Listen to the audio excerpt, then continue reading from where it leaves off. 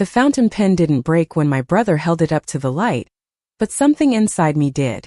Daniel smiled at the gathered crowd of education consultants and university donors, his voice smooth as silk. "My sister Rebecca tutors high schoolers now," he said, just loud enough for the room to hear. The academic world wasn't really her speed. Polite laughter rippled through the reception hall, soft and cutting. I stood near the refreshment table, holding a tray of programs I'd been asked to distribute, feeling my chest tighten with each breath. No one in that gleaming room knew I'd once developed a translation methodology that could have changed how we understand ancient texts. Before we jump back in, tell us where you're tuning in from. And if this story touches you, make sure you're subscribed because tomorrow, I've saved something extra special for you. No one knew that the research my brother built his entire career on had come from my notebooks, my late nights, my years of work. And no one knew he was the one who made sure I'd never be able to prove it. I watched him there, my brother, my thief, turning Professor Whitmore's fountain pen between his fingers like a trophy, and I thought about how close I was to breaking my silence. That evening I didn't confront him. I stayed quiet, hands steady, because I knew something he didn't. The letter in my apartment, the one with the Oxford University seal, the one asking about my availability for a very particular phone call, told me that truth has a way of surfacing no matter how deep you bury it. I just had to wait for the right moment, the moment when I could say the words that would make every single person in that room understand exactly who had been lying all along. The morning routine in Portland never changed much. Rain tapped against the windows of the Learning Hub Tutoring Center with the same gentle insistence it had for the past 4 years. Inside, the smell of budget coffee mixed with the sound of teenagers flipping through SAT prep books and sighing over vocabulary words they'd forget by graduation. The fluorescent lights buzzed overhead, casting everything in that particular shade of institutional beige that made time feel slower than it actually moved. I used to work in different rooms where the lighting was softer and the conversations were about ideas that mattered, about research that could shift understanding, about discoveries that made your hands shake when you first saw the data come together. I used to annotate manuscripts that were hundreds of years old, comparing grammatical structures across dead languages, finding patterns that revealed how people thought and communicated across centuries. Those rooms had tall windows and the kind of silence that felt sacred, where every footstep on hardwood floors seemed to echo with purpose. Now I worked with 16-year-olds who thought Mesopotamia was a type of pasta and couldn't tell you the difference between Greek and Latin if their college applications depended on it, which they often did. My office was really just a corner desk separated from the main tutoring floor by a partial wall that didn't reach the ceiling. On that desk sat a cup full of red pens, a stack of practice tests, and a single framed photograph of Professor Margaret Whitmore on the day she'd handed me my doctorate. Her eyes were bright in that picture, proud and fierce, the way they'd been before the cancer took that light away. Next to the frame, almost hidden behind a stack of grammar workbooks, was the letter. I'd read it so many times in the past week that I could recite it from memory, but I still pulled it out sometimes just to make sure the words hadn't changed. The paper was heavy, expensive, cream-colored with a watermark you could only see when you held it up to the light. The Oxford crest sat at the top, dignified and ancient, and below it, in precise professional language, was an inquiry about my current research status and availability for a confidential discussion regarding a faculty position. The thing about working with teenagers preparing for standardized tests is that they don't really see you as a person. You're just an obstacle between them and a score, a necessity their parents pay for, someone who exists only in the context of their needs. So when the door chimed and my brother Daniel walked in that Tuesday morning, none of the students looked up. They didn't recognize him even though his face had been in Education Week and the Chronicle of Higher Education, even though his consulting firm had worked with half the school districts in the Pacific Northwest. He wore what he always wore now, an expensive suit that probably cost more than I made in a month, shoes polished to a mirror shine, and carrying himself with the kind of confidence that comes from never having to question whether you deserve your success. On his wrist, catching the overhead light, was the vintage Montblanc watch that had belonged to our father. On his lapel was a pin from the National Education Association. And clipped to his shirt pocket, visible even from across the room, was Professor Whitmore's fountain pen. He'd taken it from her office 3 days after her funeral, claimed she'd promised it to him during one of their consultations, though I'd been the one sitting by her bedside every evening for 6 months and never once heard her mention his name. That pen had written every note of feedback on my dissertation. It had signed the letter recommending me for the postdoctoral fellowship at Cambridge. It had marked up the margins of the research paper that became the foundation of everything that came after, my research paper, my methodology, my work, published under his name while I was still processing grief and hadn't yet realized what he'd done. Daniel didn't approach my desk directly. He made a show of looking around first, taking in the space with the kind of expression people use when they're trying to appear sympathetic but are actually cataloging evidence of your failure. A girl in the corner struggled with a geometry problem. 2 boys near the window were supposed to be doing reading comprehension, but were actually watching something on a phone, hidden under their textbook. The coffee maker gurgled as it finished another pot of the cheap blend that tasted like burnt toast. He let the silence stretch just long enough to be uncomfortable before he finally walked over. "Becca," he said, and his voice had that tone, the one that sounded warm on the surface but had an edge underneath like a blade wrapped in velvet. "I was in the neighborhood for a meeting and thought I'd stop by. See how you're doing." He glanced at the stack of practice tests on my desk, at the poster on the wall behind me that showed the difference between there, and there in bright cartoon letters meant for children. "This seems like good work. Important work. Not everyone is cut out for university research. There's no shame in finding your level." I set down the test I'd been grading, a multiple choice section where a student had somehow gotten every single question wrong despite the fact that the answers followed an obvious pattern. My hand didn't shake. I'd learned a long time ago how to keep my body still even when everything inside me wanted to react. "Is there something you need, Daniel?" I asked. "Or did you just come here to remind me that you're successful and I'm not?"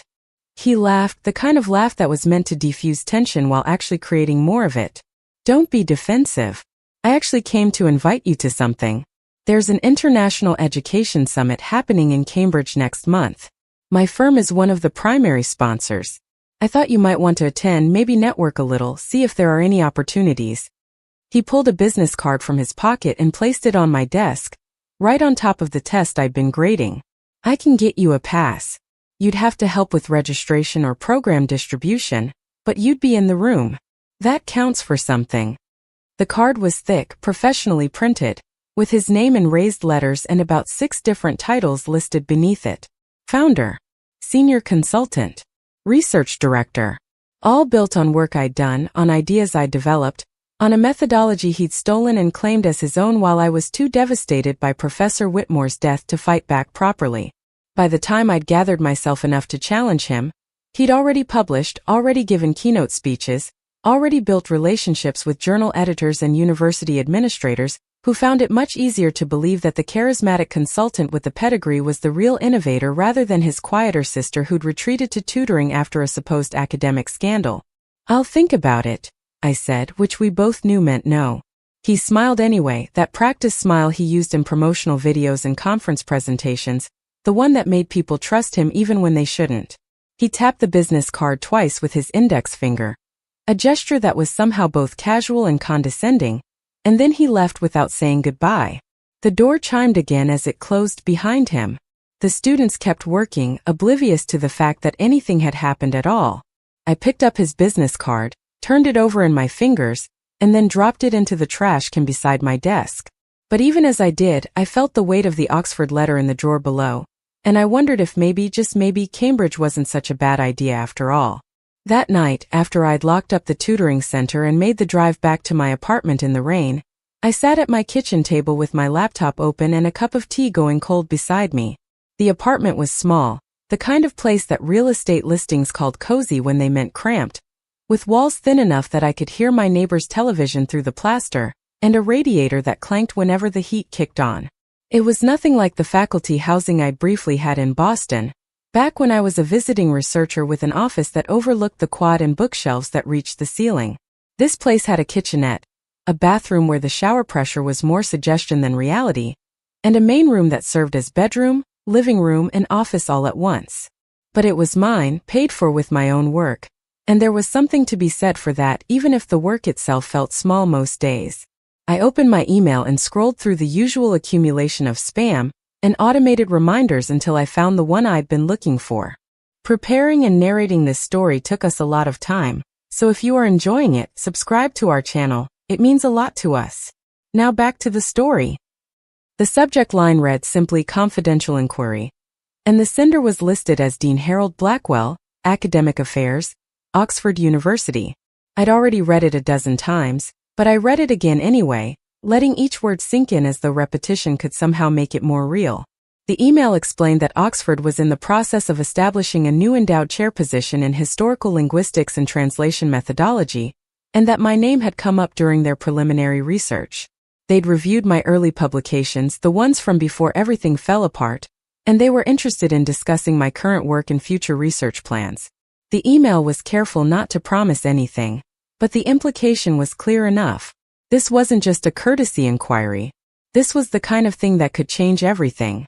At the bottom of the email was a note that seemed almost casual, though I knew better than to think anything in academic correspondence was truly casual. Dean Blackwell mentioned that he'd be attending the International Education Summit in Cambridge, and wondered if I might be available for a brief informal conversation while he was in the area. No pressure, the email assured me, just a chance to discuss the position in person if I happened to be nearby. The timing was too perfect to be coincidence. Someone had known about the summit. Someone had made sure this invitation arrived exactly when it did. I thought about Daniel's visit, about his offer to get me into the event as support staff, and something cold settled in my chest. He had no idea what was actually happening. He thought he was being generous, giving his failed sister a chance to see what success looked like up close. He didn't know that while he was planning to parade his stolen achievements in front of colleagues and administrators, I'd be in the same building having a conversation that could restore everything he'd taken from me. I pulled out my phone and opened the contact list, scrolling until I found Kevin Park's number. Kevin and I had overlapped during my time at Boston University. He'd been in the computer science department while I was in linguistics, but we'd both worked late nights in the library and had developed the kind of friendship that forms between people who are too tired to maintain social pretenses. After everything happened, after the accusations and the investigation and the quiet suggestion that I resign rather than face a formal hearing, Kevin had been one of the few people who'd believed me when I said the research was mine. He'd also been one of the few people with the technical skills to help me prove it, though by the time we'd started looking into it seriously, Daniel had already established himself as the methodology's creator, and any accusation I made just looked like sour grapes from a disgraced researcher. The phone rang 3 times before Kevin answered. His voice was groggy, and I realized too late that it was nearly midnight on the East Coast. "Becca? Everything okay?" There was genuine concern in his voice, the kind that made me remember why I'd called him in the first place, why he was one of maybe 3 people in the world I actually trusted anymore. "I need your help," I said. "And I need you to not ask too many questions until I can explain everything properly." There was a pause, the sound of rustling fabric like he was sitting up in bed, and then his voice came back clearer, more alert. "What do you need?" I told him about the Oxford inquiry, about Daniel's visit, about the summit in Cambridge. I told him that I thought this was finally the chance I'd been waiting for, the moment when I could stop hiding and start proving what had really happened 4 years ago. And then I told him what I needed him to do, the kind of favor that went beyond friendship into the territory of risk, the kind of thing that could get him in trouble if anyone found out he was helping me. When I finished, the line was quiet for a long moment. Then Kevin exhaled slowly and said, "Send me the details. I'll see what I can do." The next 3 weeks passed in a strange kind of suspension, where time seemed to move both too quickly and too slowly at once. My days at the tutoring center continued with their usual rhythm of frustrated teenagers and endless practice tests, but underneath the surface routine, I was preparing for something that felt both terrifying and inevitable.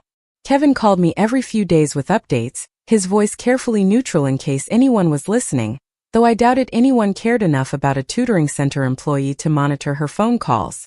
He'd managed to access the archived server logs from Boston University's research database, the ones that track document creation and modification timestamps. It had taken some creative problem solving and a few favors from people who still owed him from his time working in their IT department, but he'd found what we needed. The original files of my translation methodology research, complete with metadata showing that I'd created them 18 months before Daniel's published paper, appeared in the Journal of Applied Linguistics. The evidence was technical, the kind of thing that required understanding how academic databases tracked revisions and stored backup files, but it was also undeniable. Kevin had compiled everything into a secure folder, that I could access from any computer with the right credentials. He'd also done something else, something I hadn't asked for but was grateful for nonetheless. He'd tracked down 3 former graduate students who'd been working in the linguistics department during my time there, people who'd seen me presenting early versions of the methodology in departmental seminars, who'd asked questions and offered suggestions that had helped me refine the approach. Their testimony wouldn't be enough on its own, but combined with the server logs and the archived emails showing my correspondence with Professor Whitmore about the research, it painted a picture that would be very difficult for Daniel to explain away. I spent my evenings after work going through everything Kevin sent me, checking and rechecking the timeline, making sure I understood not just what had happened but how to explain it clearly and convincingly. The story was actually quite simple once you stripped away all the technical details.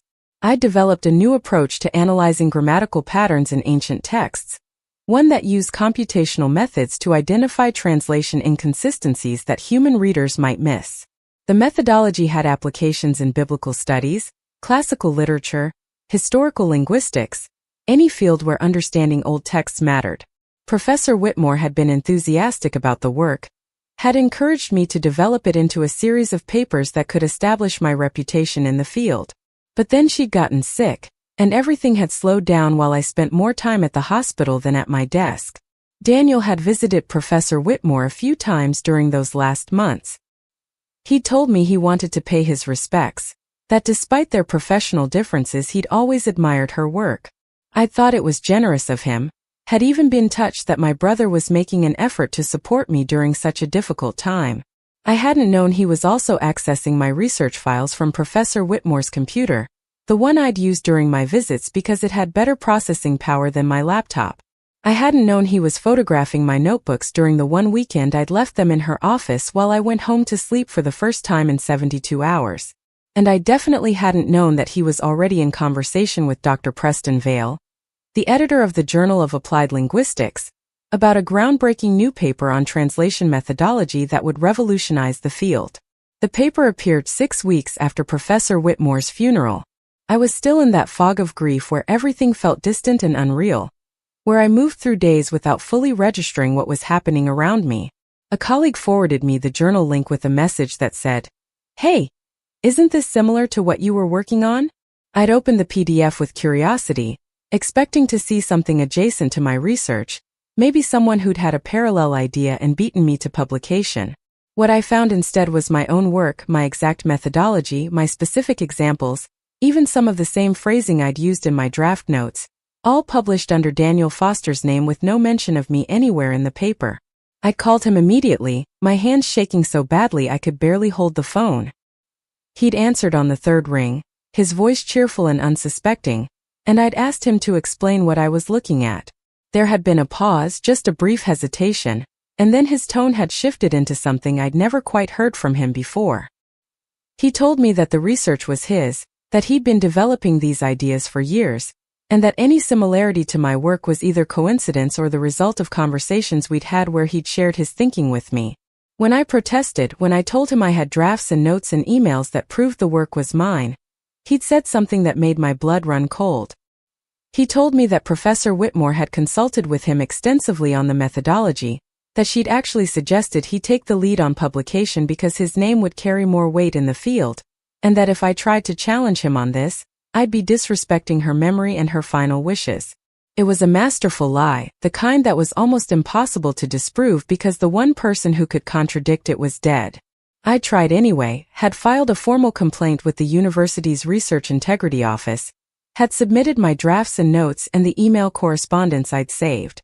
The investigation had lasted 3 months, during which Daniel hired a lawyer and Dr. Preston Vale issued a statement defending the journal's peer review process. In the end, the committee had found the evidence inconclusive. They acknowledged that I'd been working on similar ideas, but they couldn't definitively prove that Daniel's paper was derived from my work rather than being parallel research. The committee chair had actually praised us both for contributing to an important methodological conversation, as though this was a collegial disagreement rather than theft. But then things had gotten worse. 2 weeks after the investigation concluded, someone leaked a story to an academic blog that specialized in research misconduct. The post claimed that I'd fabricated data in my graduate work, That Professor Whitmore had discovered the fabrication shortly before her death, and that the stress of deciding how to handle the situation had contributed to the decline in her health. The story was false, completely and demonstrably false, but it spread quickly through academic circles the way scandalous stories always do. The blog post disappeared after a few days, removed by moderators once people started questioning its sourcing, but the damage was done. My name was now associated with words like fabrication and misconduct and ethical violations. When my visiting researcher contract came up for renewal, Boston University quietly declined to extend it. No one would say explicitly that it was because of the rumors, but everyone understood. I'd thought about fighting harder, about hiring my own lawyer or going to the press, but I was exhausted and grieving and increasingly aware that I was up against someone who had resources and connections I couldn't match.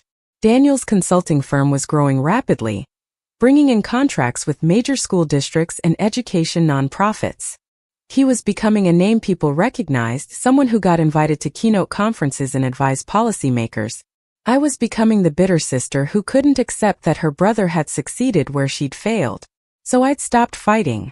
I'd taken the job at the tutoring center in Portland, about as far from Boston as I could get without leaving the country entirely, and I tried to build something that resembled a life. The tutoring work was fine, nothing more and nothing less than that. The kids were mostly decent once you got past their teenage conviction that nothing mattered and everything was stupid. Some of them were even bright, showing flashes of real curiosity when you could get them to look up from their phones long enough to engage with an idea. I'd helped a girl named Sophie improve her SAT reading score by 200 points. Watched her face light up when she got her acceptance letter from her dream school. I'd worked with a boy named Marcus who'd been convinced he was bad at languages until I showed him the patterns, the way grammar was really just a system of logical relationships, and suddenly Latin made sense to him in a way it never had before. These were small victories, but they were real, and there were moments when I could almost convince myself that this work mattered as much as the research I'd lost. But late at night, when the apartment was quiet and I couldn't sleep, I'd think about Daniel standing in front of audiences I should have been addressing, writing papers that built on ideas I'd developed, shaping a field I'd once dreamed of contributing to. I think about Professor Whitmore, about how proud she'd been of my work, about how she'd told me once that I had the kind of mind that could change how people understood the past. And I'd wonder what she would think if she could see what had happened, if she'd believe Daniel's lie about her endorsing his theft, if she'd be disappointed that I'd given up the fight. The Oxford letter had changed something, though. It had reminded me that the work itself still existed, that the ideas I developed were still valid and valuable regardless of who'd gotten credit for them. And more than that, it had given me something I'd been missing for 4 years, a reason to believe that the truth might actually matter to someone. Dean Blackwell's email hadn't mentioned Daniel at all, had focused entirely on my early publications and my potential contributions to Oxford's new research initiative. Someone there had looked past the rumors and the scandal and seen what I was actually capable of. That meant something. That meant maybe the fight wasn't over after all. The invitation to the summit arrived by mail 2 weeks before the event. A formal printed card in a heavy envelope with my name spelled correctly, and a registration code that indicated I was listed as a guest rather than support staff. I hadn't accepted Daniel's offer to get me in as a program distributor, but apparently someone else had made sure I'd be there anyway. The card included a schedule of events and a note indicating that several sessions would focus on innovative research methodologies in education, with a special keynote from Dr. Preston Vale about maintaining integrity in academic publishing. The irony was so thick I actually laughed out loud when I read it. Kevin called that evening with final preparations. He'd arranged for me to have access to a secure network connection at the venue, something that would let me display the archived research files if the opportunity arose.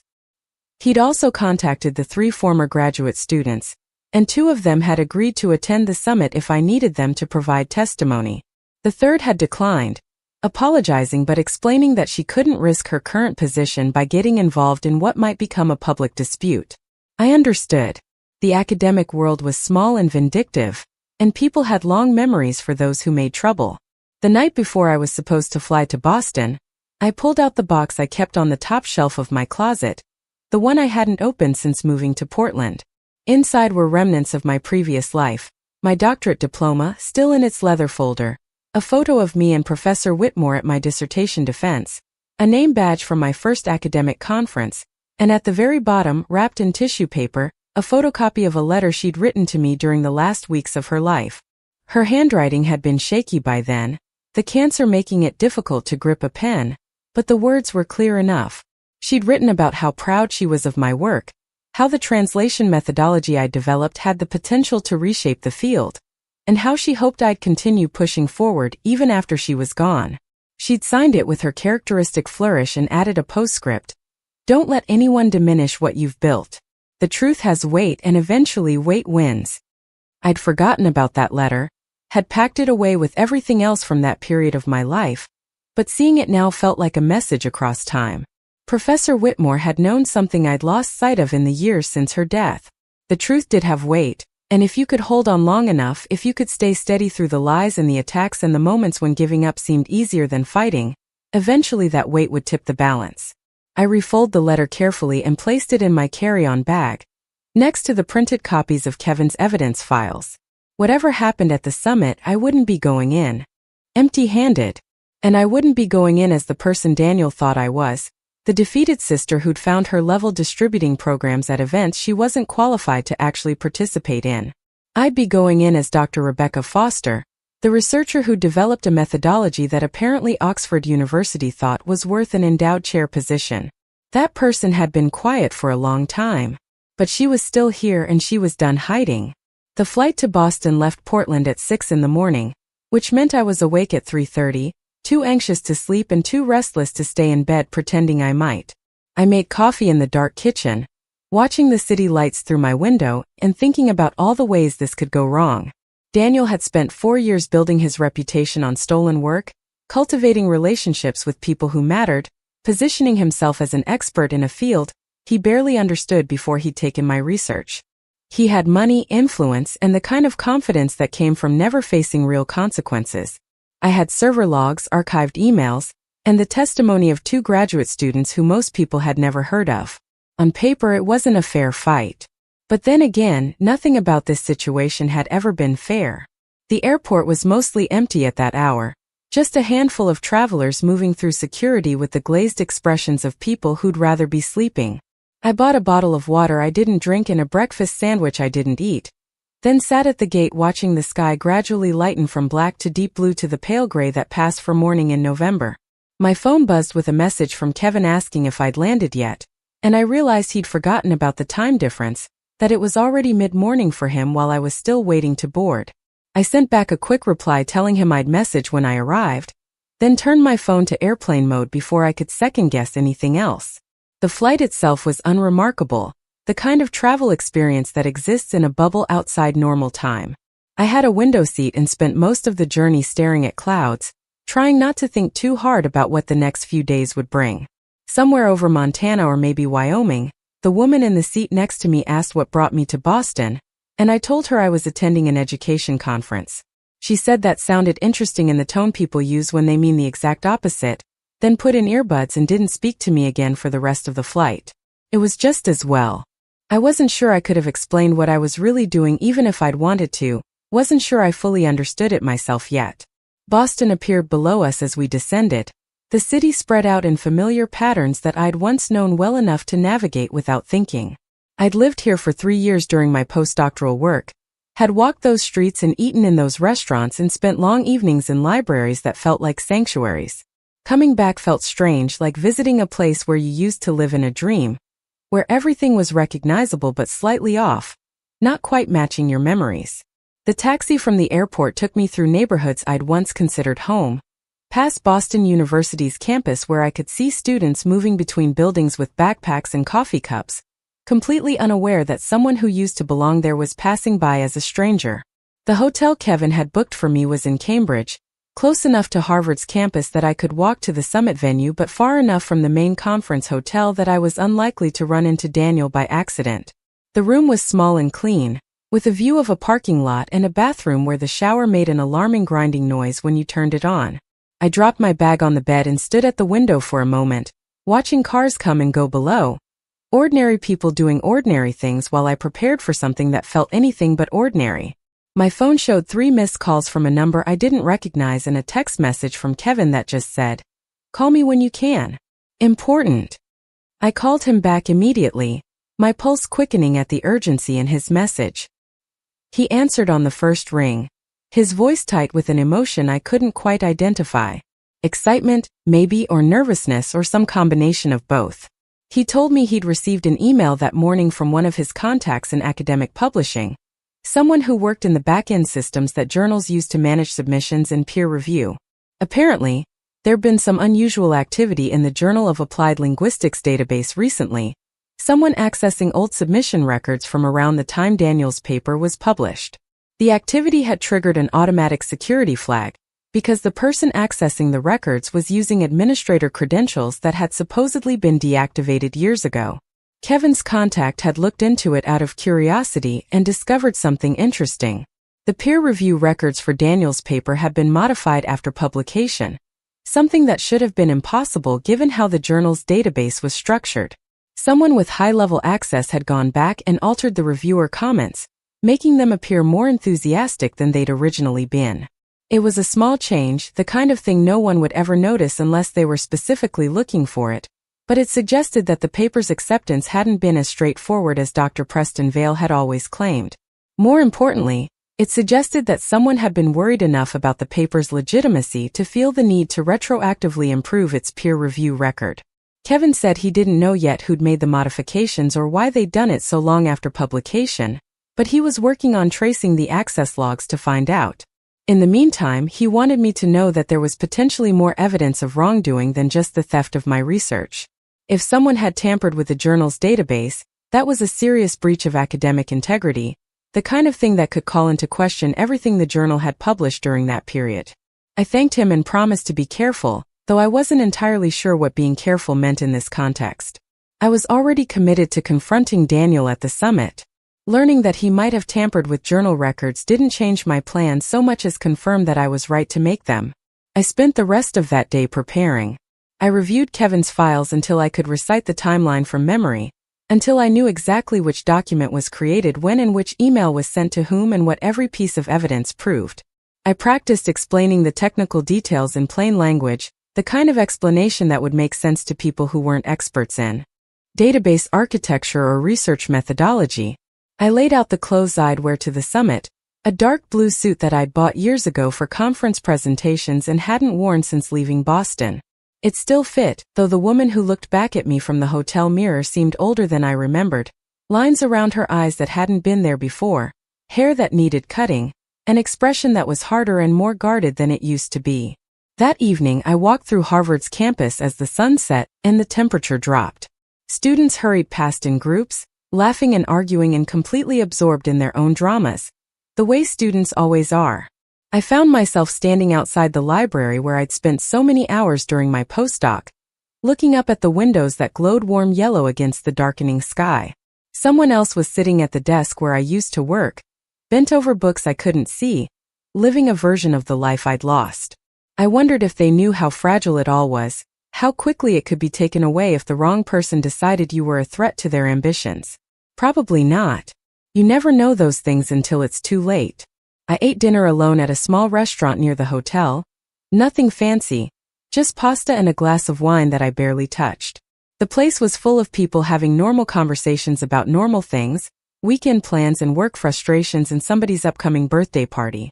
I sat in the corner with my phone, scrolling through the summit schedule and making notes about which sessions I needed to attend. Daniel was giving a presentation on the second day about innovative approaches to educational assessment, a topic that had nothing to do with the translation methodology he'd built his reputation on. Dr. Preston Vale's keynote on research integrity was scheduled for that same afternoon, right before the closing reception. It was almost poetic the way the timing had worked out. When I got back to the hotel, there was a message waiting for me at the front desk. The envelope was the same expensive cream-colored paper as the Oxford letter had been, and for a moment my heart stopped, thinking maybe they'd changed their minds. Maybe someone had told them about the scandal and they were withdrawing their interest. But when I opened it in the elevator going up to my room, I found instead a brief handwritten note on Oxford letterhead. Dean Blackwell wrote that he'd arrived in Cambridge that evening, and wondered if I might be available for coffee the next morning before the summit officially began. He included his mobile number and a suggestion that we meet at a cafe near the hotel at 7:30 if that wasn't too early. I read the note 3 times, trying to decode what it meant. Coffee before the summit seemed casual, but nothing about an Oxford dean's schedule was actually casual. He was making time to see me privately before the official event started, which suggested this was more than a polite meet and greet.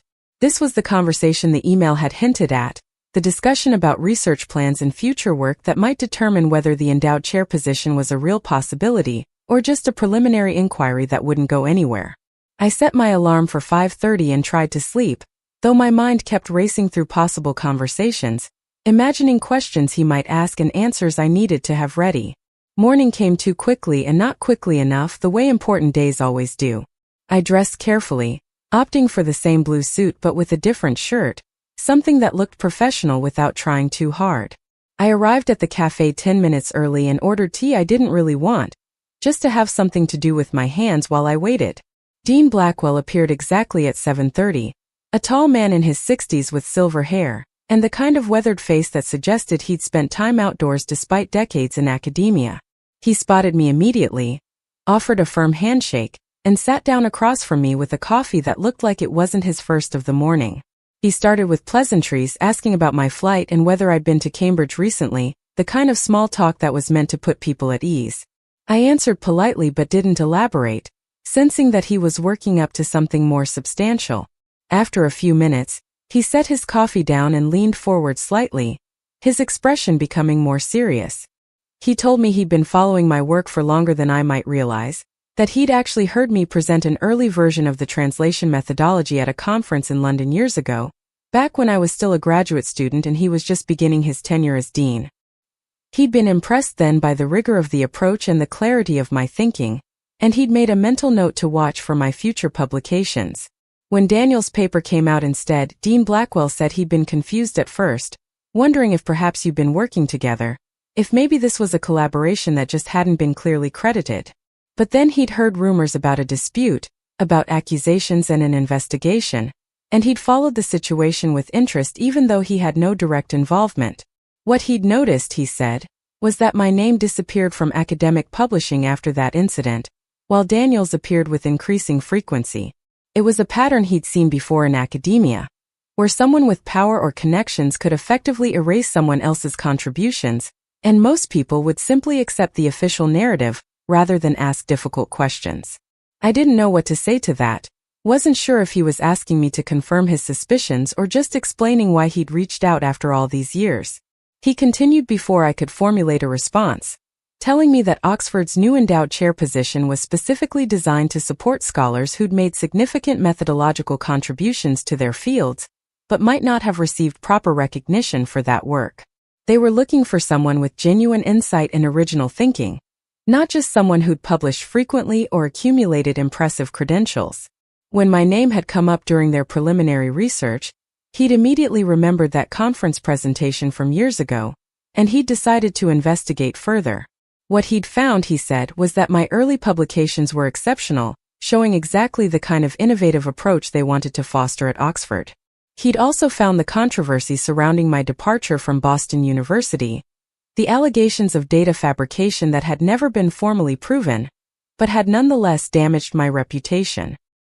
He'd made some discreet inquiries among colleagues who'd known me during that time, and everyone he spoke to had been surprised by the accusations, describing me as meticulous and ethical, not someone who would fabricate research data.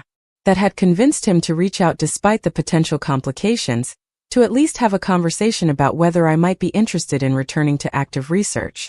I listened to all of this with a strange sense of unreality, as though I was hearing about someone else's life rather than my own.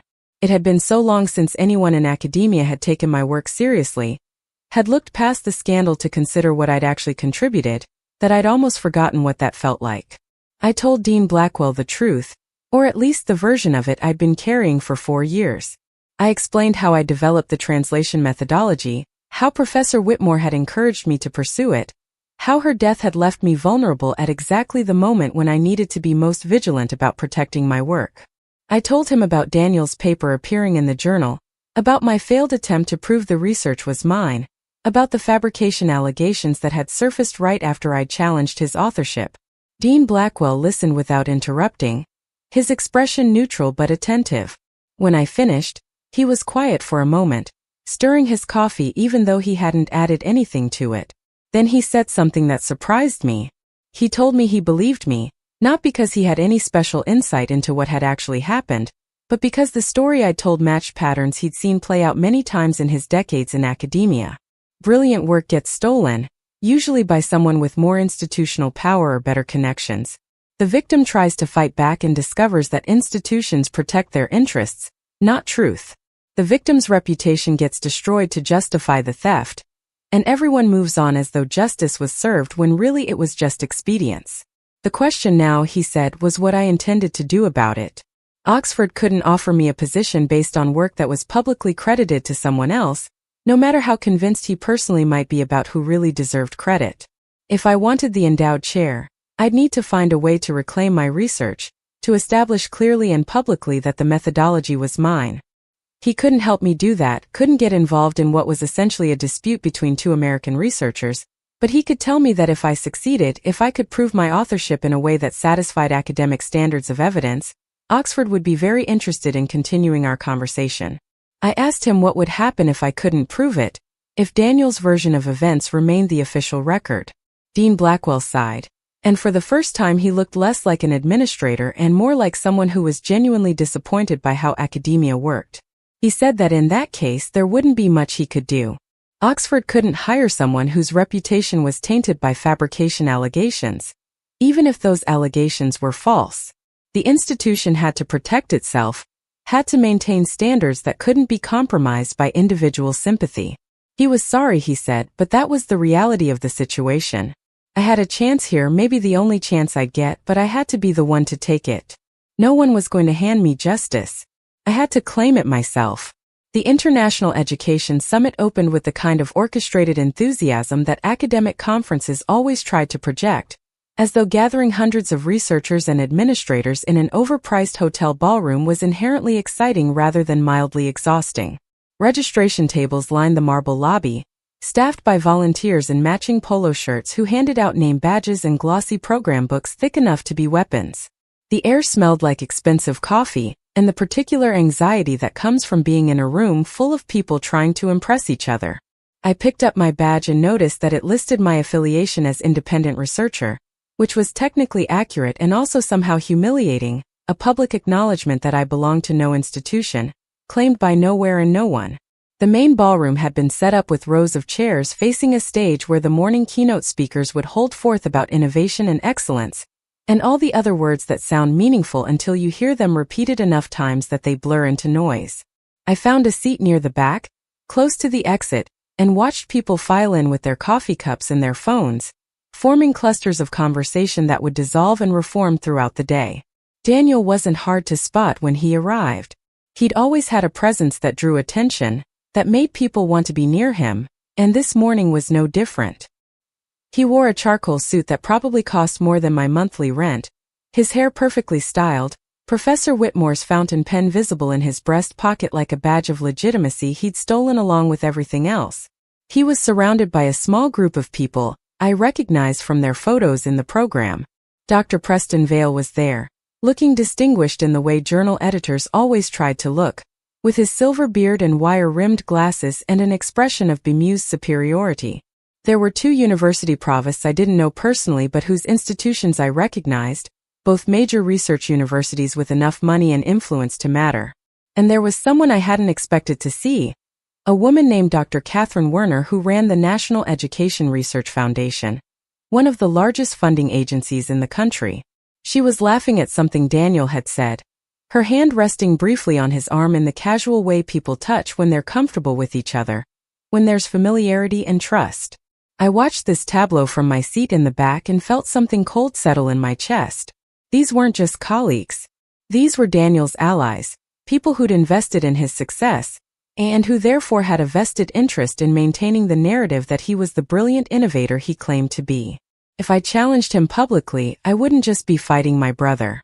I'd be fighting everyone whose reputation was tied to his, everyone who'd endorsed his work or funded his research or published his papers.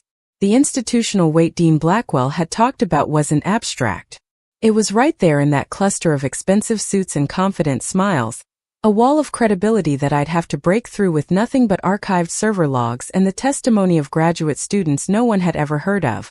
The morning sessions began with the usual parade of presentations, researchers describing their work in the stilted language of academic papers, speaking too quickly or too softly or reading directly from slides that contained too much text. I sat through a panel on assessment design that was competent but uninspiring, another on teacher training programs that all seemed to make the same basic points with different data sets. Between sessions I checked my phone compulsively, half hoping Kevin would send some breakthrough piece of evidence that would make everything easier, half dreading that he'd tell me the whole plan had fallen apart. But there were no messages, just the steady passage of time toward the afternoon when everything would either change or stay, exactly the same as it had been for 4 years. Lunch was served in a different ballroom, round tables with white tablecloths where people were meant to network and build connections that might turn into collaborations or job opportunities, or at minimum interesting conversations. I picked up a plate of food I didn't want and looked for an empty table, preferably one far from where Daniel was holding court near the windows. But before I could escape, someone called my name, and I turned to find Kevin walking toward me with a woman I didn't recognize. He'd flown in that morning from Boston, had told me he'd be at the summit, but I hadn't expected to see him until later. He introduced his companion as Dr. Lisa Chan, one of the graduate students who'd agreed to provide testimony about my work. She was younger than I'd expected, probably late 20s, with dark hair pulled back in a neat bun and an expression that suggested she was as nervous about being here as I was. We found a table in the corner and sat down, speaking quietly while people moved around us with their plates and their conversations. Lisa told me she remembered my seminar presentations clearly, remembered being impressed by the elegance of the methodology and the careful way I'd worked through potential objections during the Q&A sessions. She'd gone on to use some of my approaches in her own dissertation research, had cited my early work before Daniel's paper came out, and the whole situation became complicated. When she'd heard that I was planning to challenge his authorship, she'd felt obligated to speak up, to say publicly what she'd known privately for years. It was the right thing to do, she said, even though she was worried about what it might mean for her career to contradict someone as influential as Daniel had become. Kevin pulled out his laptop and showed us something he'd been working on, a visual timeline that displayed all the evidence in chronological order. It started with my first notes about the translation methodology, dated 2 years before Daniel's paper was published, and progressed through draft versions of the research, emails with Professor Whitmore, seminar presentations that Lisa and others had attended, all the way up to the suspicious modifications in the journal database that his contact had discovered. The timeline was color-coded and annotated, designed to be comprehensible even to people who didn't understand the technical details. It was, I had to admit, pretty damning if you looked at it objectively. The only question was whether anyone would be willing to look objectively when the alternative was to maintain comfortable assumptions about who was credible and who wasn't. We were still discussing strategy when I noticed Dr. Preston Vale approaching our table. He moved with the self-assurance of someone who'd never had his authority seriously questioned, stopping beside our table and smiling down at us like a benevolent dean greeting students at a university function. He greeted Kevin by name, which surprised me until I remembered that Kevin had done some consulting work for the journal's technical systems years ago. Then his eyes moved to me, and something flickered in his expression, recognition maybe, or calculation, some assessment happening behind his polite smile. He said it was good to see me again, that he'd heard I was working in education at a different level now, his tone making it clear that different level meant lower, less important, beneath the concern of people like him. I stood up, which forced him to take a small step back, disrupting whatever power dynamic he'd been trying to establish. I told him it was interesting that he'd mentioned hearing about my work, because I'd recently learned some interesting things about his journal's peer review process, about database modifications that shouldn't have been possible, about records being altered after publication in ways that raised questions about the integrity of everything the journal had published during his tenure as editor. His smile didn't falter, but something in his eyes went cold and sharp. He said that he had no idea what I was talking about, that the journal maintained the highest standards of integrity, and that making unfounded accusations was exactly the kind of behavior that had damaged my reputation in the first place. Before I could respond, Daniel appeared beside Preston, seemingly materializing out of the crowd with perfect timing. He put his hand on Preston's shoulder in a gesture that was both familiar and possessive, a physical declaration of alliance. He looked at me with an expression that might have been concern if you didn't know him well enough to see the threat underneath. He said that maybe we should talk privately, that this wasn't the place for whatever issue I seemed to be trying to raise, that he'd hate for me to embarrass myself in front of all these people who were important to the field. The paternalistic condescension in his voice was so thick I could barely breathe through it, but I kept my expression neutral, didn't give him the satisfaction of seeing how angry I was. I told him that actually this was exactly the place for the conversation we needed to have, that I was done hiding and done letting him profit from work he'd stolen. I told him I had evidence, documentation, testimony from people who'd seen me develop the methodology before he'd published it under his own name. I told him that I knew about the journal database modifications, about the peer review records that had been altered to make his paper look more legitimate than it had actually been. And I told him that if he wanted to avoid a very public scandal, he should consider acknowledging the truth before someone else forced him to.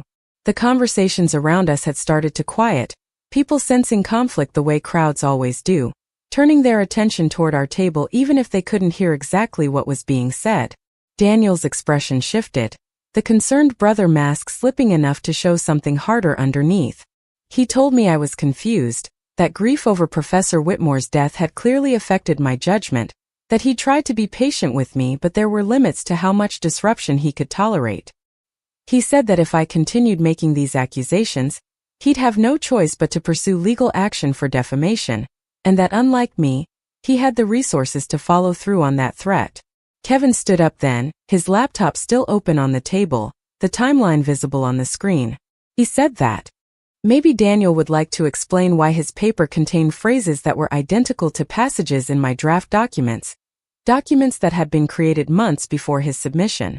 He said that maybe Preston would like to explain why someone with his administrator credentials had accessed and modified peer review records 3 years after Daniel's paper was published. He said these things calmly, without raising his voice, but loud enough that the people at nearby tables could hear every word. The silence that followed was absolute, the kind of quiet that feels like pressure building before a storm breaks. Preston's face had gone pale, and he started to say something about these being serious allegations that required investigation through proper channels, not public accusations at a professional conference. But before he could finish, Lisa stood up and said that she'd been at my seminar presentations, that she'd seen me develop this methodology in real time, and that she was willing to testify to that fact formally if necessary.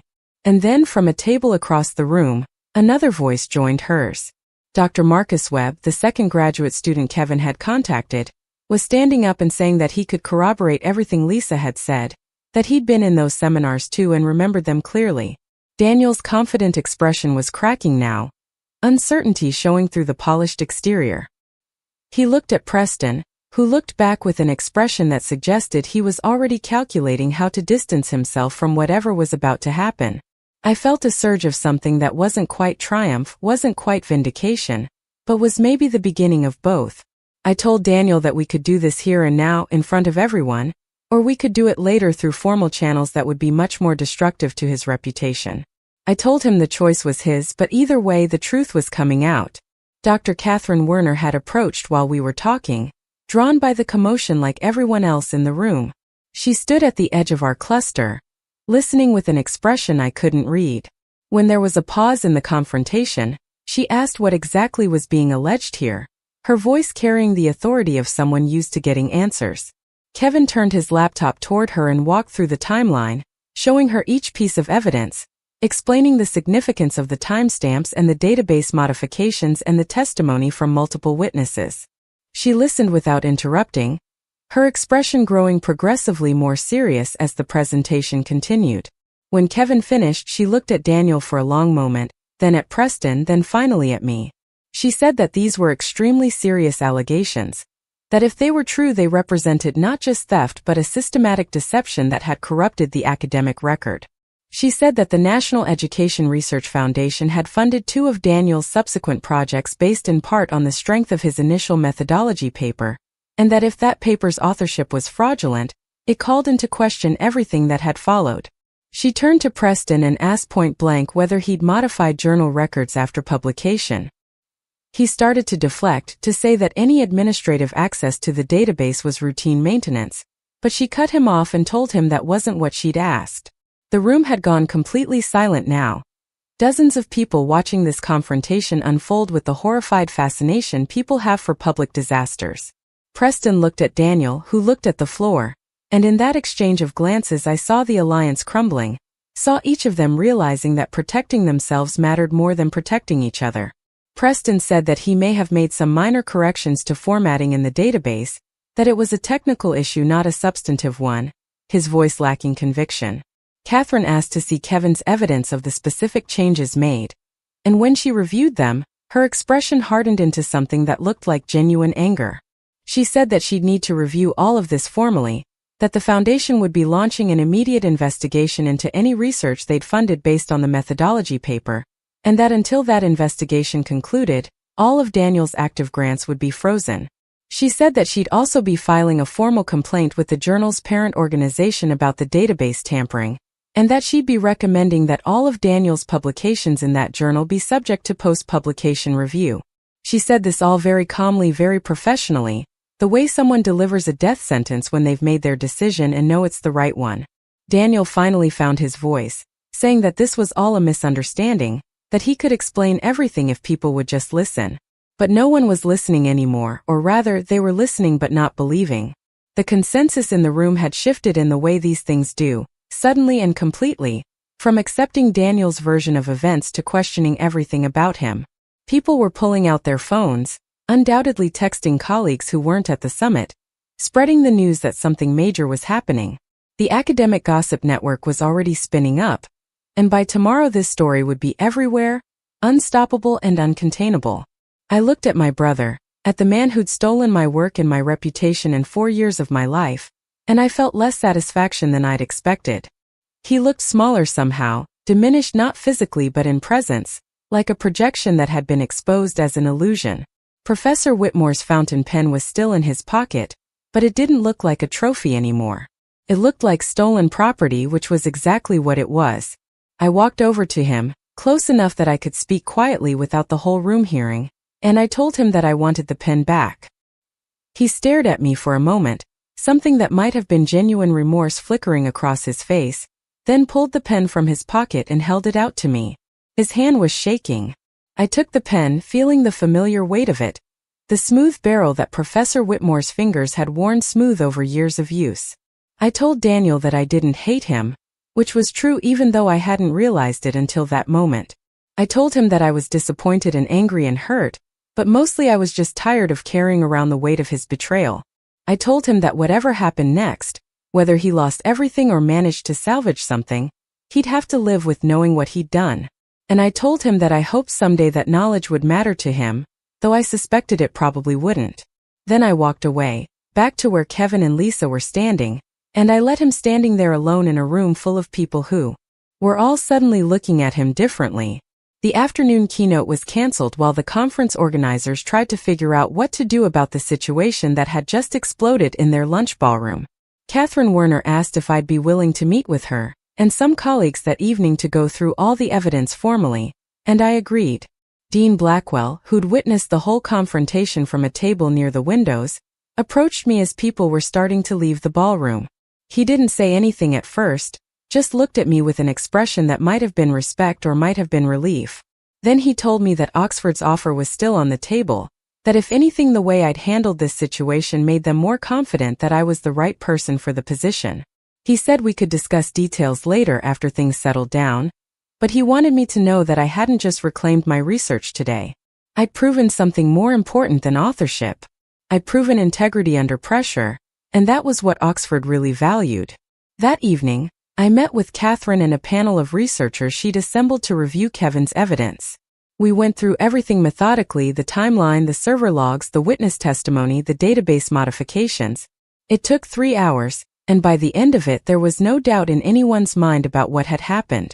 Catherine told me that the Foundation would be issuing a formal statement within 48 hours acknowledging that there had been serious irregularities in how my research had been credited, and that they'd be working with Boston University, and the Journal of Applied Linguistics to correct the academic record. She couldn't undo 4 years of injustice, but she could make sure that going forward, the truth would be official and public and impossible to ignore. When I finally got back to my hotel room, it was after 10 at night and I was exhausted in a way that went beyond physical tiredness. I sat on the edge of the bed still wearing my suit, holding Professor Whitmore's pen in my hands and thinking about everything that had happened since that morning. My phone had been buzzing constantly with messages from people I hadn't heard from in years, former colleagues reaching out to say they'd always believed me, people who'd been silent during my exile suddenly eager to be associated with my vindication. I didn't have the energy to respond to any of them yet. I just sat there in the quiet hotel room, watching the lights of Cambridge through the window and feeling something I hadn't felt in a very long time. Not happiness exactly, not yet, but maybe the possibility of it, the sense that the weight I'd been carrying might finally be lifting. The next morning, I woke to an email from Boston University's president formally apologizing for the way my case had been handled and inviting me to discuss restoring my research affiliation with the institution.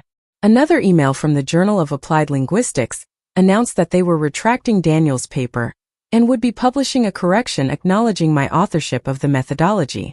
A third email from Dean Blackwell contained a formal offer letter for the endowed chair position at Oxford, with a salary that was more than double what I'd been making at the tutoring center, and a research budget that would let me pursue any project I wanted. I read through all of them twice, making sure they were real, that this wasn't some elaborate dream I'd wake up from to find myself still in Portland grading SD practice tests. But it was real. It was all real. The academic world that had erased me was now scrambling to restore me.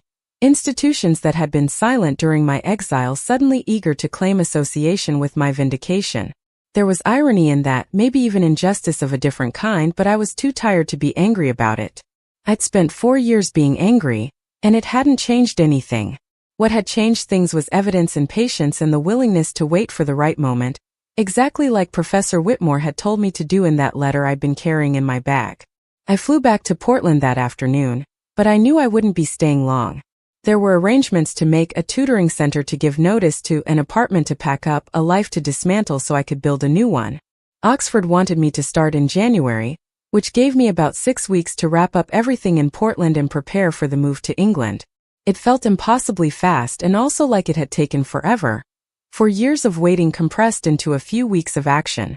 On the plane, I pulled out Professor Whitmore's pen and wrote a letter to her on a paper napkin, knowing she'd never read it but needing to write it anyway. I told her that I'd finally done what she'd asked, that I'd trusted the timing and let the truth carry its own weight. I told her that I was going to Oxford, that I was going to keep working on the methodology we developed together, that her name would be on every paper I published from now on because she'd earned that recognition even if no one could give it to her anymore. I told her thank you and I'm sorry it took so long and I hope you'd be proud. When I got back to my apartment in Portland, everything looked exactly the same as when I'd left it 3 days earlier, but somehow it all felt different now, like I was seeing it from a distance, like it was already becoming part of my past rather than my present. I made tea and sat at my kitchen table, the same table where I'd read Dean Blackwell's first email, where I'd made the decision to go to Cambridge and reclaim what had been taken from me. My phone rang and when I answered, it was Daniel. We hadn't spoken since the confrontation at the summit, and I almost didn't pick up, but something made me answer on the 4th ring. His voice was quiet, stripped of all the confidence and charm he usually carried. He said he was calling to apologize, that he knew it didn't fix anything but he needed to say it anyway.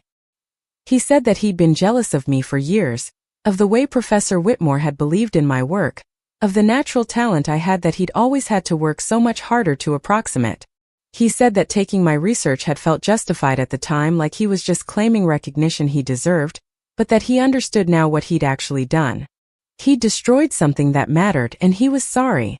I listened to all of this without interrupting, and when he finished, I told him the truth. I told him that his apology didn't change what he'd done, didn't undo 4 years of exile and humiliation and grief. But I also told him that I accepted it, not because he deserved forgiveness but because I deserved to stop carrying around the weight of his betrayal. I told him that I hoped he'd find a way to rebuild his life into something honest, something he'd earned rather than stolen, but that I wouldn't be part of that process. And then I told him goodbye, and I meant it as a final thing, a door closing on a chapter of my life that I was ready to leave behind. The weeks that followed were busy with logistics and paperwork, visa applications and shipping arrangements, emails back and forth with Oxford about courses I'd teach and research projects I'd lead. I gave my notice at the tutoring center, and the kids I'd been working with threw me a small goodbye party with grocery store cake and a card they'd all signed. Sophie, the girl whose reading scores I'd helped improve, told me she'd always known I was too smart to just be a tutor, and I laughed and told her that teaching was never about what you were too smart for, it was about what you cared enough to do well. On my last day in Portland, I drove out to the coast and stood on the beach watching the waves come in. Cold December wind cutting through my jacket. I thought about Professor Whitmore, about everything she'd taught me, about how she'd been right that truth has weight and eventually that weight wins. I thought about Daniel, about the life he'd have to build now without the stolen foundation he'd been standing on. And I thought about myself, about the person I'd been 4 years ago and the person I was now, about what I'd lost and what I'd learned and what I was about to become. Oxford was everything I'd hoped it would be, ancient stone buildings and libraries that smelled like old paper and colleagues who took ideas seriously. The Endowed chair came with an office that had windows overlooking a courtyard where students gathered between classes, and on my desk, in the place of honor, I kept Professor Whitmore's fountain pen and the letter she'd written me in those final weeks. I used the pen to annotate manuscripts and write feedback on student papers and draft new research proposals that built on the methodology we developed together. My first publication from Oxford was co-authored with her posthumously, acknowledging her contribution to the theoretical framework even though she hadn't lived to see it completed. It felt right, like a debt being paid, like justice arriving late but arriving nonetheless. Sometimes students would ask me about the gap in my CV, the 4 years between my postdoc and my position at Oxford where I'd apparently done nothing but tutor high school students. I'd tell them the story, or at least parts of it, about research being stolen and the long fight to reclaim it, about patience and evidence and waiting for the right moment. I'd tell them that setbacks don't define you unless you let them, that integrity matters more than success, and that sometimes the most important thing you can do is simply refuse to give up on the truth. They'd listen with the kind of attention students give to stories that feel real rather than theoretical, and sometimes I'd see in their faces the understanding that academic life wasn't always fair, but that didn't mean it wasn't worth fighting for.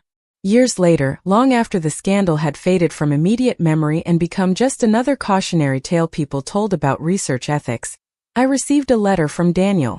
It came in a plain envelope with no return address, postmarked from a city I didn't recognize. Inside was a single page, handwritten in the careful script he'd always used when he wanted to be taken seriously. He wrote that he'd left academic life entirely, that he was teaching at a community college now under circumstances he didn't elaborate on. He wrote that he thought about what he'd done often, that the weight of it hadn't diminished with time the way he'd hoped it would. He wrote that he'd seen news of my latest publication, recognized the methodology even though I'd refined and extended it far beyond where he'd left it, and felt something that was equal parts pride and shame. He wrote that he knew I probably didn't want to hear from him, but he needed me to know that I'd been right about everything, and that he was trying, however imperfectly, to build something honest with what remained of his career. I read the letter twice, then filed it away in a drawer with other artifacts from that period of my life. I didn't respond, didn't feel the need to grant him absolution or closure or whatever he was seeking. Some wounds heal but the scars remain, and that's just how things are.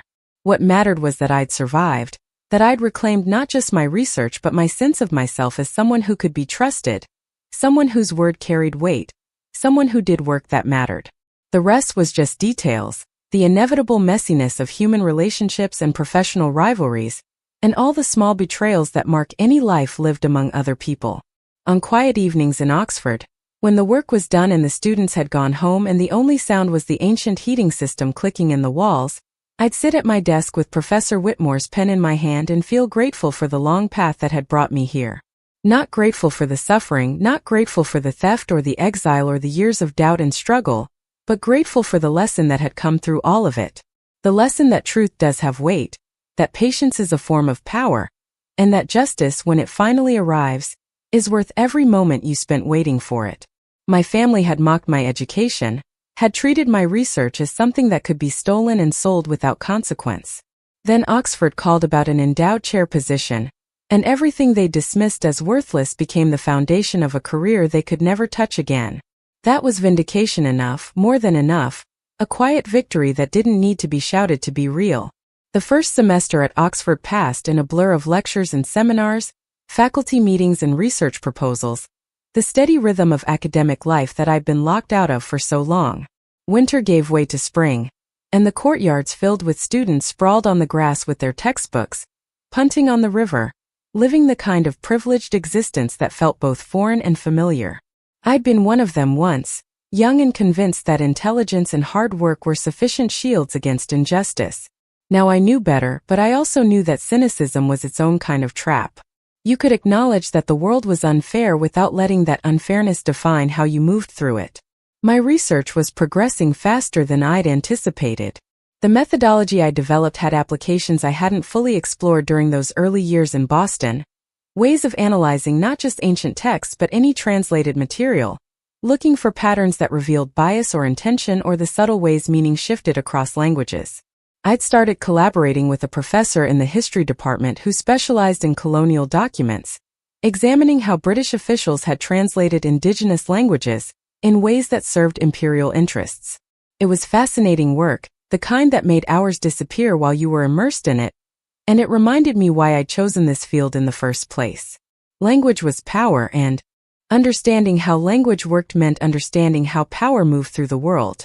The students in my graduate seminar were sharp and engaged, asking questions that pushed me to think more carefully about assumptions I'd stopped examining. There was a young woman from Singapore named Priya who wanted to apply the methodology to corporate communications, analyzing how multinational companies adapted their messaging across different cultural contexts. There was a man from Brazil named Ricardo who was interested in literary translation, in how poets tried to carry meaning across linguistic boundaries that sometimes seemed unbridgeable. They were both brilliant in different ways, and working with them felt like a gift, like I was finally doing what I was supposed to have been doing all along. But there were also moments, usually late at night when I was working alone in my office, when I'd think about Daniel and wonder what his life looked like now. I'd resisted the temptation to search for information about him online, had decided that whatever he was doing was his business and I didn't need to know. But curiosity is a stubborn thing, and one evening after a particularly long day, I typed his name into a search engine and read through the results that appeared. He'd taken a position at a community college in Arizona, teaching introductory linguistics courses. His faculty page was spare, listing only his current position and his PhD, with no mention of publications or research projects. The confident smile from his consulting firm headshots was gone, replaced by a more subdued expression that might have been humility or might have been defeat. There was an interview he'd given to a small education blog about a year after the scandal, talking about the importance of academic integrity and the mistakes he'd made early in his career. He didn't name me or discuss specifics, just spoke in vague terms about learning from failures and trying to rebuild trust. The comments section was brutal, full of people who remembered the controversy and weren't inclined to forgive. I read through the whole thing feeling a complicated mix of emotions I couldn't quite name. Part of me felt satisfied that he was facing consequences, that his theft hadn't gone unpunished. But another part felt something closer to pity, recognizing that he destroyed his own life as much as he tried to destroy mine, and that he'd have to carry that knowledge forever. I closed the browser and returned to the paper I'd been writing, but the interruption had broken my concentration. I stood up and walked to the window, looking out at the courtyard where a few students were still studying under the outdoor lights. My phone buzzed with a message from Kevin, who'd stayed in touch even though we lived on different continents now.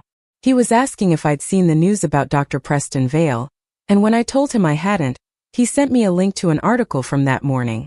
The Journal of Applied Linguistics had conducted a full audit of papers published during Preston's tenure as editor, and they'd found irregularities in more than a dozen submissions. Database modifications, peer review records that didn't match the original files, papers accepted despite reviewer recommendations for rejection.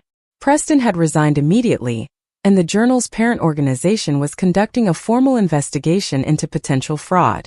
The article mentioned my case as the catalyst for the audit, noting that if a graduate student researcher hadn't persisted in challenging the official narrative, none of these other problems would have come to light. It was strange seeing my name in print that way, as someone whose actions had exposed systemic corruption rather than as the person who'd been victimized by it. Kevin's message said that I should feel proud, that what I'd done had mattered beyond just my own situation, that I'd potentially saved other researchers from having their work stolen or their careers destroyed. I appreciated the sentiment, but mostly I just felt tired. Fighting for truth shouldn't have required this much effort, shouldn't have cost so many years, shouldn't have been necessary in the first place. Spring semester ended with the usual flurry of final papers and exam grading, and then suddenly it was summer and Oxford was quieter, most of the students gone home or off to internships and research positions. I'd been invited to give a keynote address at a linguistics conference in Edinburgh, my first major speaking engagement since everything that had happened. The organizers wanted me to talk about my translation methodology and its applications, but they'd also specifically requested that I address the ethical dimensions of research, that I speak about what had happened to me and what it revealed about problems in academic culture. I'd been reluctant at first, uncomfortable with the idea of turning my personal trauma into a conference presentation, but Dean Blackwell had encouraged me to accept. He said that other people needed to hear the story, needed to understand that research theft wasn't just an abstract problem but something that happened to real people and destroyed real careers. I spent 2 weeks preparing the talk, trying to find the right balance between discussing the methodology itself and addressing the personal dimensions of what had happened. I didn't want to come across as bitter or self-pitying, but I also didn't want to sanitize the story, to make it seem like everything had worked out fine in the end and therefore the injustice didn't matter. The truth was more complicated than that. Yes, I had a position at Oxford now. Yes, my research had been vindicated and my reputation restored. But I'd still lost 4 years of my career, 4 years when I should have been publishing and building on my early work and establishing myself in the field. Those years were gone, and no amount of vindication could give them back. The conference was held in a historic building in Edinburgh's Old Town, all dark wood paneling and tall windows that looked out over the city. There were maybe 300 people in the audience when I walked onto the stage, a mix of established scholars and graduate students and people from outside academia who were interested in linguistics. I could see some faces I recognized from my Boston days, colleagues who'd been silent during my exile, and were now presumably here out of curiosity or guilt or genuine interest in the work. I set Professor Whitmore's pen on the podium in front of me, a talisman and a reminder, and began to speak. I started with the methodology itself, explaining how it worked and what problems it solved, showing examples of analyses that had revealed translation biases in historical documents. The audience was attentive, taking notes and nodding at key points, the kind of engaged response every speaker hopes for. Then I shifted to discussing how the methodology had been developed, talking about Professor Whitmore's role as my mentor and the collaborative process of refining the approach through numerous iterations. And then taking a breath, I told them what had happened next. How the research had been stolen. How I tried to fight back and been destroyed for it. How I'd spent 4 years in exile believing my career was over. How evidence and patience and the support of a few people who believed in truth had finally vindicated me. The room was completely silent as I spoke, the kind of focused attention that meant people were truly listening rather than just waiting for their turn to talk. I told them about the weight of being disbelieved, about how institutional power protects itself by destroying credibility rather than examining evidence, about how exhausting it is to keep fighting when every system seems designed to make you give up. I told them about the moment at the summit when everything had finally shifted, when the truth had become impossible to ignore, and the people who'd supported the lie had scrambled to distance themselves from it. And I told them what I'd learned from all of it, the lessons that had come at such tremendous cost but were maybe the most valuable things I'd ever understood. I told them that truth does have weight, but weight alone isn't sufficient. Truth needs voices willing to speak it, evidence to support it, and people brave enough to listen even when listening is uncomfortable. I told them that integrity matters more than success, that being able to look at yourself without shame is worth more than any accolade or position or publication record. And I told them that if they ever found themselves in a situation like mine, if their work was stolen or their credibility attacked or their career threatened for doing the right thing, they should remember that survival is its own kind of victory and that justice delayed is still justice worth fighting for. When I finished, the applause was immediate and sustained, people standing up one by one until the whole room was on their feet. I stood at the podium feeling overwhelmed, not by the applause itself but by what it represented, by the acknowledgement that what I'd been through mattered and that people understood why it mattered. During the question and answer session that followed, Person after person stood up to share their own stories of research theft or academic betrayal, describing situations they'd never spoken about publicly before. A senior professor from Cambridge talked about having her early work plagiarized by her dissertation advisor. A graduate student from Toronto described watching a colleague claim credit for ideas she developed. An independent researcher from Kenya explained how Western academics routinely published work based on indigenous knowledge without proper attribution or compensation. The stories kept coming, each one a variation on the same theme of power being used to steal credit and silence victims. It was simultaneously validating and heartbreaking, this accumulation of injustices that everyone had been carrying alone, thinking their situation was unique when really it was part of a much larger pattern. After the formal session ended, people came up to talk to me individually, to thank me for speaking out, to ask advice about their own situations, to simply share space with someone who understood what they'd been through. I stayed until the venue staff started turning off lights, until every person who wanted to talk had been heard, because I knew what it meant to need that kind of witness, that acknowledgement that your experience was real and mattered. That evening, I had dinner with Dean Blackwell and several other Oxford faculty members at a restaurant overlooking Edinburgh Castle. The conversation ranged across various topics, from university politics to research trends to the best places to find authentic Scottish whiskey, but eventually it circled back to my keynote. One of my colleagues, a linguistics professor named Dr. James Thornton, said that he'd been moved by my honesty and by my willingness to discuss the personal costs of the situation, rather than just presenting it as a professional dispute. He said that academia had a tendency to treat these conflicts as abstract ethical problems, rather than recognizing the human damage they caused, and that my talk had challenged people to think more carefully about their complicity in systems that enabled theft and protected thieves. Dean Blackwell added that he'd received several inquiries from other universities about establishing similar endowed positions, focused on supporting scholars who'd faced professional setbacks due to ethical disputes. My case had apparently highlighted a gap in how institutions handled situations where talented researchers were driven out by more powerful colleagues, and there was growing recognition that academia was losing valuable voices by failing to protect people who challenged misconduct. It was gratifying to hear, though I couldn't help noting the irony that institutions were now eager to support researchers like me after one of them had already succeeded in rebuilding her career elsewhere. Where had this concern been 4 years ago when I was filling out applications for tutoring positions and trying to figure out how to survive? But perhaps that was too cynical. Change happened slowly in institutions, often only after individual cases became impossible to ignore. If my experience led to better protections for future researchers, if it made it slightly harder for people like Daniel to steal work and destroy careers, then maybe the 4 years I'd lost weren't entirely wasted. They'd been the price of learning lessons that I could now teach others, the cost of understanding systems well enough to change them. It wasn't the life I'd imagined for myself when I was a graduate student with dreams of making important discoveries and building a distinguished career, but it was perhaps a more meaningful life than that would have been. Understanding how to survive injustice and help others do the same might matter more than any individual research contribution I could make. The summer months passed quickly, filled with research and writing and occasional travel to conferences and seminars. I'd been invited to join an advisory board for a new academic integrity organization that was developing guidelines for how universities should handle allegations of research theft. The work was tedious but important, hours spent debating policy language and procedural details, trying to build systems that would protect victims without being vulnerable to false accusations. It was harder than I'd expected, balancing the need for swift action against the need for thorough investigation, acknowledging that some situations were genuinely ambiguous, while also recognizing that ambiguity was often weaponized to protect the powerful. But we made progress, and by the end of summer we'd produced a draft framework that several universities had agreed to pilot.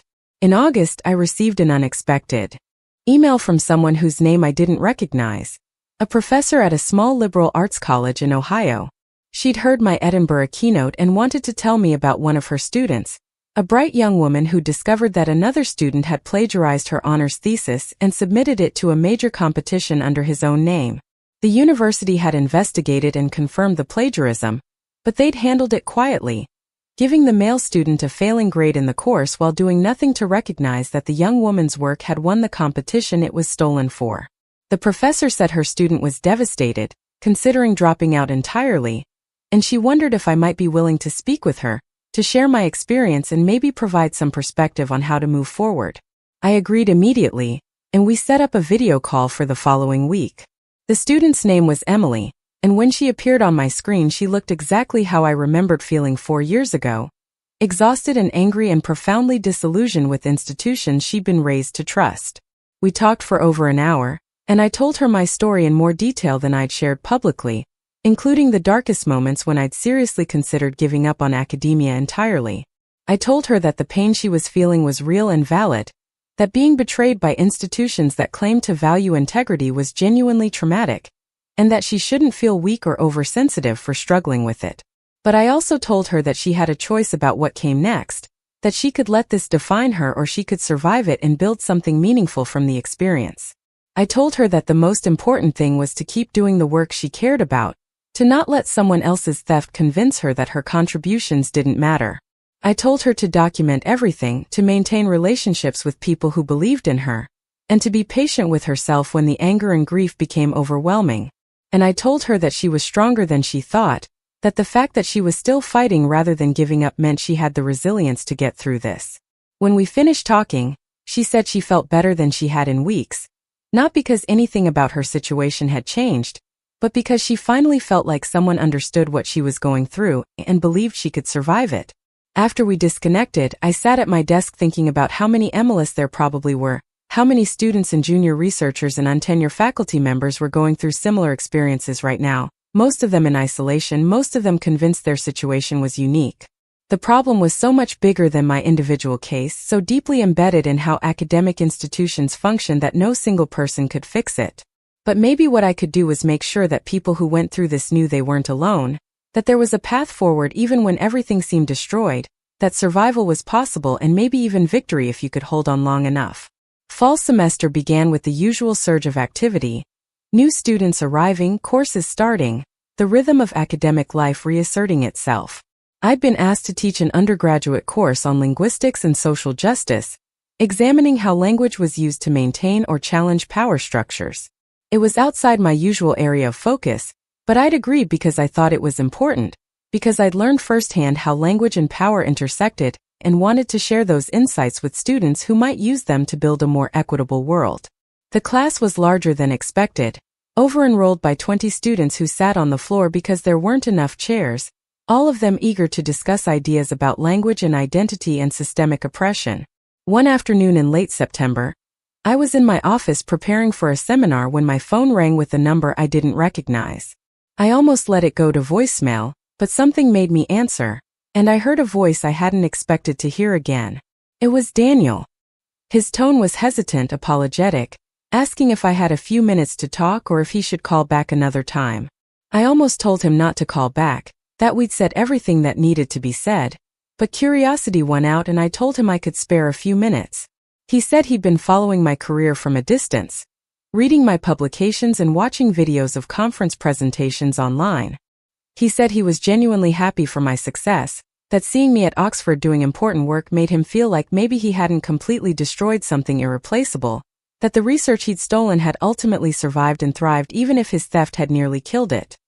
He said he wanted me to know that he thought about what he'd done every single day, that there was no moment of success or happiness that wasn't shadowed by the knowledge of how he'd built his early career. He tried to move forward, tried to be a better person and teacher, but he couldn't escape the weight of it. I listened without interrupting, and when he finished, I told him something I'd only recently come to understand myself. I told him that his guilt wasn't my responsibility, that I'd forgiven him not because he deserved forgiveness but because carrying anger was exhausting and I'd chosen to set it down. I told him that what he did with that forgiveness was his business, that he could use it as permission to move on or he could let it motivate him to do better going forward, but either way it was his choice to make. And I told him that I hoped he found peace eventually, but that I couldn't help him find it, that this was something he'd have to work through on his own. He was quiet for a long moment, and then he thanked me in a voice that sounded close to tears. He said he didn't deserve my generosity but he was grateful for it, and then he said goodbye. I hung up feeling lighter somehow, like I'd closed a door that had been hanging open for too long. Whatever relationship Daniel and I had once had as siblings was gone, destroyed by his choices and my refusal to pretend those choices didn't matter. But maybe that was okay. Maybe some relationships weren't meant to survive, and trying to preserve them did more damage than letting them end. That winter, Oxford's Endowed Chair Committee asked me to give a public lecture about my research for prospective students and donors. It was a high-profile event, held in one of the university's historic lecture halls, with several hundred people in attendance including members of Oxford's governing board and representatives from foundations that funded academic research. I decided to structure the talk around the concept of translation as an act of interpretation, examining how every choice a translator makes reveals assumptions about meaning and power, and whose voices deserve to be heard. I used examples from colonial documents, from religious texts, from contemporary corporate communications, showing how the same principles applied across vastly different contexts. But I also wove in my own story, talking about how my research had been mistranslated by someone who claimed to speak for me, how my voice had been appropriated and distorted in ways that served someone else's interests. I talked about the years I'd spent trying to retranslate my own work, to restore the original meaning that had been corrupted, and about what that process had taught me about resilience and patience and the stubborn persistence of truth. The lecture was well received, and afterward several students came up to tell me that they'd chosen to study at Oxford specifically because of my work, that they wanted to learn from someone who understood not just the technical aspects of linguistics but also its ethical dimensions. One young woman, a first-year student from South Africa, told me that she'd read about my case when she was in high school, and it had inspired her to speak up when she witnessed plagiarism in her own school. She'd been punished for it initially, accused of causing trouble and disrupting a successful student's future, but eventually the truth had come out and the plagiarist had been expelled. She said that knowing my story had given her the courage to keep fighting, even when everyone told her to let it go, and that she wanted to thank me for being public about what I'd been through because it had mattered more than I probably realized. I stood in that historic lecture hall, talking with students who saw my experience as meaningful rather than shameful, and I felt something shift inside me. For 4 years, what had happened with Daniel had been the worst thing in my life, the defining trauma that colored everything else. But standing there, hearing how my refusal to stay silent had helped other people find their own voices, it started to feel like something different. Not a blessing, certainly not that, but perhaps a responsibility that I'd been given whether I wanted it or not. The responsibility to speak truth even when speaking was dangerous, to challenge injustice even when challenging seemed futile, to keep showing up and doing the work because other people needed to see that survival was possible. The academic year continued with its familiar rhythms, and I settled into Oxford life more fully than I'd expected to. I bought a small flat near the university, filled it with books and comfortable furniture, and the kind of personal touches that transform a space from temporary housing into an actual home. I developed friendships with colleagues, started attending weekly dinners with a group of faculty members who gathered to discuss everything from research challenges to university politics to the best techniques for growing tomatoes in England's unpredictable climate. I dated briefly, though nothing serious developed, and I was surprised to find that I was okay with that I didn't need romance to feel like my life was complete. On the anniversary of that conference in Cambridge, exactly 1 year after the confrontation that had changed everything, I received a package from Kevin. Inside was a framed photo he'd taken at the summit without me knowing, capturing the moment right after Catherine Werner had announced the investigation into Daniel's work. In the photo, I was standing with Lisa and Marcus, the graduate students who'd testified on my behalf, and my expression was one I barely recognized. Not triumph, not satisfaction, but something quieter and more profound. Relief, maybe, or perhaps simply the exhaustion that comes after a long battle when you finally realize you've won. Kevin had included a note saying that he'd kept the photo private until now because he wanted me to have some distance before seeing it, wanted me to be able to look at it without all the raw emotion of that day flooding back.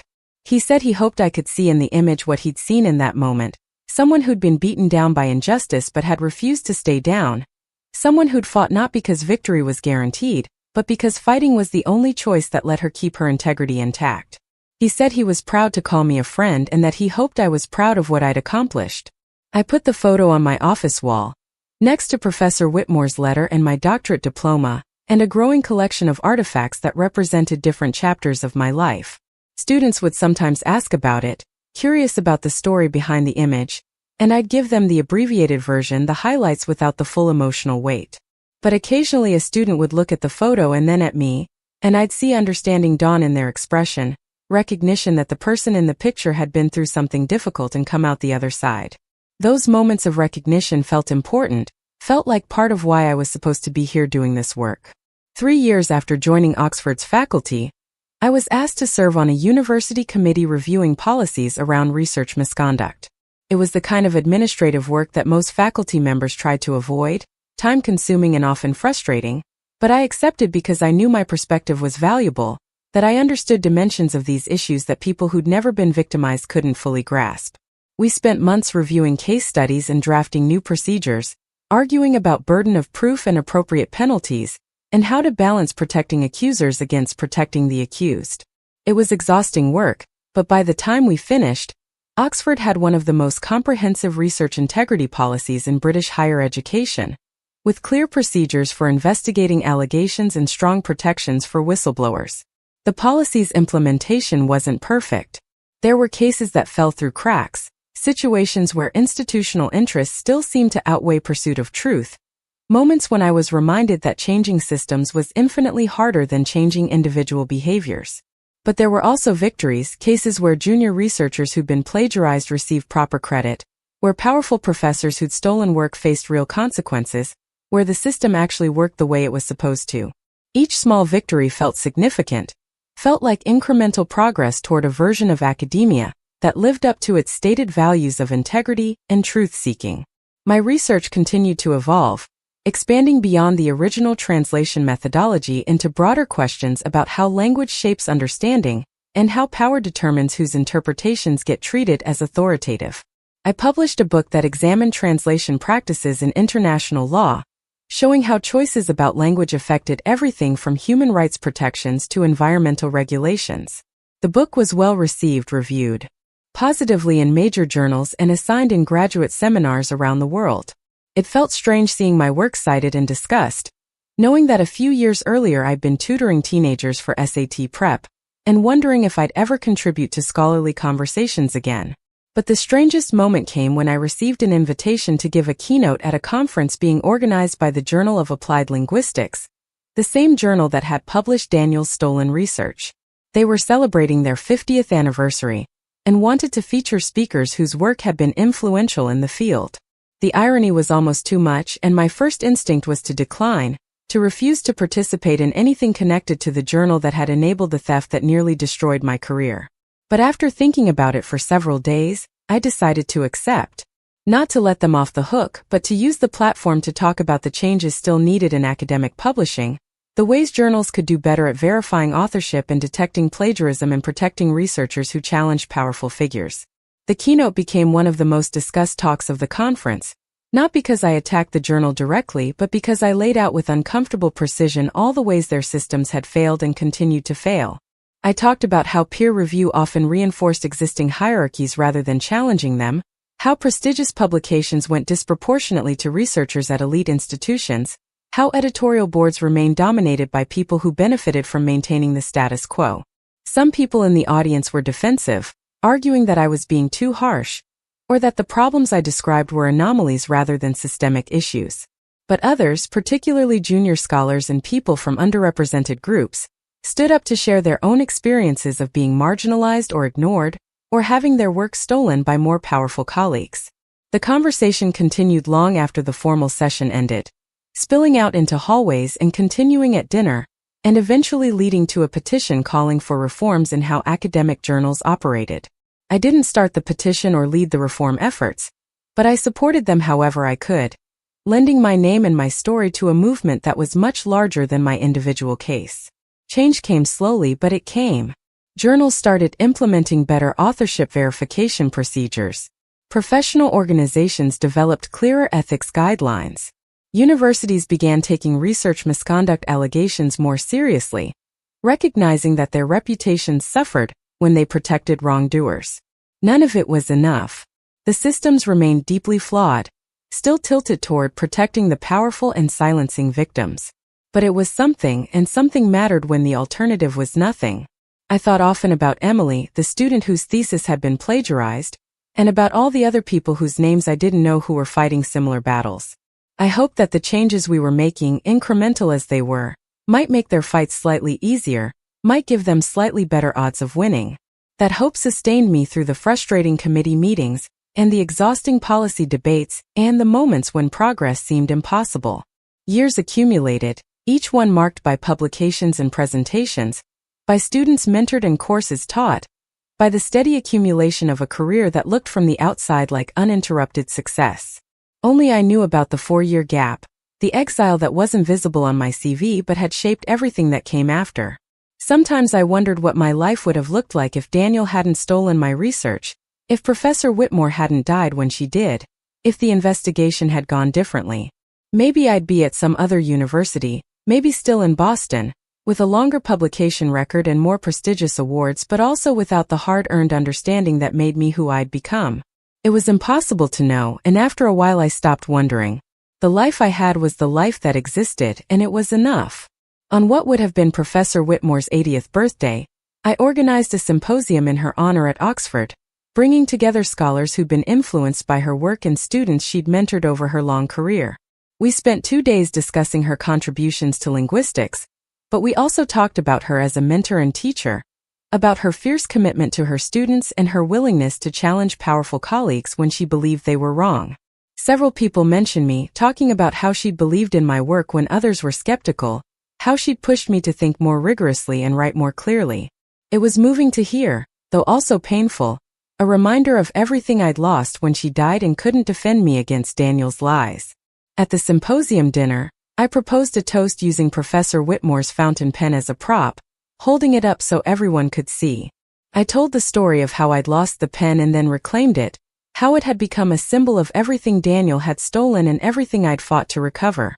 I told them that Professor Whitmore had once said that truth has weight, and that eventually weight wins, and that her wisdom had sustained me through years when weight felt like all I was carrying.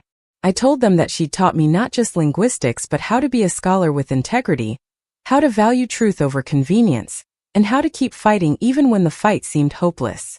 And I told them that everything good in my career, everything I'd accomplished or would accomplish in the future, was built on the foundation she'd helped me create, and that I would spend the rest of my life trying to honor her legacy by being for other students what she'd been for me. The applause that followed was warm and sustained, and when people came up afterward to share their own memories of Professor Whitmore, several mentioned that she would have been proud of me, that she'd always known I had the strength to overcome whatever obstacles appeared. I wanted to believe that, wanted to think that somewhere she knew what had happened and approved of how I'd handled it. But even if she didn't, even if death meant the end of consciousness and there was no afterlife where she could observe my vindication, I knew that I'd lived according to principles she'd taught me. That had to be enough. The career I'd built after Oxford became the career I'd always imagined having, the one that had been interrupted but not destroyed by Daniel's theft. I received awards and honors, got invited to give prestigious lectures, saw my work cited and built upon by other scholars. But the work I was most proud of wasn't the research itself. It was the students I'd mentored who went on to do important work of their own, the policies I'd helped implement that protected vulnerable researchers, the times I'd spoken up about injustice, even when speaking up was uncomfortable or risky. Professor Whitmore had taught me that scholarship mattered not just for its own sake, but for how it contributed to building a more just world. I'd learned that lesson the hard way, through years of exile and struggle, but I'd learned it completely. And now I was teaching it to others, passing on the knowledge that had been so painfully acquired. My family had mocked my education, had treated my research as worthless, had believed that power and connections mattered more than integrity or truth. Then Oxford called about an endowed chair position, and everything they dismissed became the foundation of a life they could never diminish again. That vindication wasn't loud or dramatic. It was quiet and steady, built day by day through good work and ethical choices and refusing to let injustice have the final word. It was waking up each morning in a city I loved, doing work that mattered, surrounded by people who valued truth and integrity. It was knowing that I'd survived something that could have destroyed me and come out stronger on the other side. It was looking at Professor Whitmore's fountain pen on my desk and knowing that I'd honored her memory by refusing to give up, by trusting that truth did have weight and that eventually, if you could hold on long enough, weight would win. Justice had arrived late, years after I'd almost stopped believing it would come at all. But it had arrived, and that was enough. Up next, you've got 2 more standout stories right on your screen. If this one hit the mark, you won't want to pass these up. Just click and check them out.